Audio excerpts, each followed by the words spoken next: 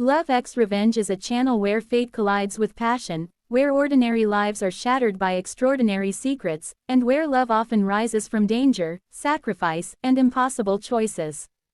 These stories explore betrayal and loyalty, fear and courage, and the thin line between revenge and redemption. All characters are adults, and every story is a work of fiction created to entertain and move the heart. She didn't hesitate. That was the part everyone would talk about later, the part that would turn into legend. The truth was simpler and messier. She was tired, her shoes were worn thin, and the river smelled of rust and old rain. But when she heard the scream, her body moved before her mind could catch up. The boy was already being pulled under when she reached the edge. The current was stronger than it looked, swollen from days of rain. People on the embankment shouted, some froze, some reached for their phones. She kicked off her shoes, shrugged out of her jacket, and jumped. The cold stole her breath.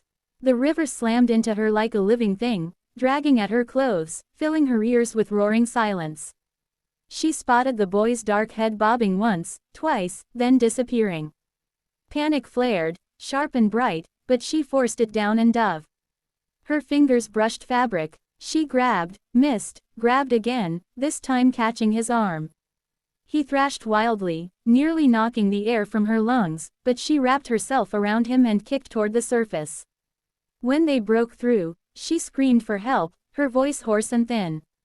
Hands reached out. Someone threw a rope. Together they dragged the boy and then her onto the slick stones. She collapsed, coughing up river water, her whole body shaking. The boy lay still for a terrifying second, then sputtered and began to cry. Only then did she look at his face. He couldn't have been more than 8. Expensive sneakers clung to his feet, and his jacket, now soaked and ruined, was clearly designer.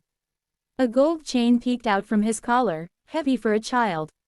She noticed these things distantly, the way you notice details in a dream. An ambulance arrived. So did 2 black SUVs, their engines purring low and dangerous. Men stepped out, not shouting, not running, just moving with purpose. Their eyes scanned everything, sharp and assessing. One of them knelt beside the boy. "Marco," he said softly, relief cracking his voice. He pressed a hand to his ear and spoke quickly into a hidden mic. She was still sitting on the ground when another man approached her. He was tall, dressed simply, but the way people shifted out of his path told her everything she needed to know. "You saved my son," he said. She looked up, blinking water and tears from her eyes. "He fell in," she managed. "Anyone would've." "No," the man said gently. "They wouldn't." An hour later, wrapped in a blanket in a private clinic, she learned the truth. The boy was Marco De Luca. His father, Vittorio De Luca, was a name whispered in fear across the city. A man who controlled ports, banks, and shadows. A man who buried enemies without leaving graves. She tried to leave. She really did. She insisted she was fine, that she needed to get home, that her shift at the cafe started early. But Vittorio raised a hand, and the room seemed to still. "You are under my protection now," he said. "Whether you want it or not." Protection, she would soon learn, was just another word for danger. Within days, her life was unrecognizable. Men watched her apartment. Her phone was replaced. She was escorted everywhere. When she protested, Vittorio listened patiently, then shook his head. "Someone pushed my son," he said. "We don't know who yet. Until I do, you are a target. You matter to him. That makes you valuable." She wanted to scream that. She was no one, just a barista who could barely afford rent. But Marco visited her at the safe house, smiling shyly, holding a drawing of a stick figure jumping into blue scribbles. "That's you," he said proudly. "You're my hero." Something in her chest broke open. As weeks passed, she saw sides of the world she never knew existed. Quiet luxury, ruthless efficiency, fear disguised as loyalty. Vittorio was not the monster of headlines. With her, he was distant but respectful, a father first, a king second. Yet she saw the blood beneath the polish, the way men flinched when his voice hardened. Then there was Luca, Vittorio's right hand, the man assigned to protect her. He was sharp-eyed and closed off, his past written in scars he never explained. At first, he barely spoke to her beyond instructions. But danger has a way of pulling people together. One night, shots rang out as they left the clinic. Luca shoved her into the car, shielding her with his body as glass shattered.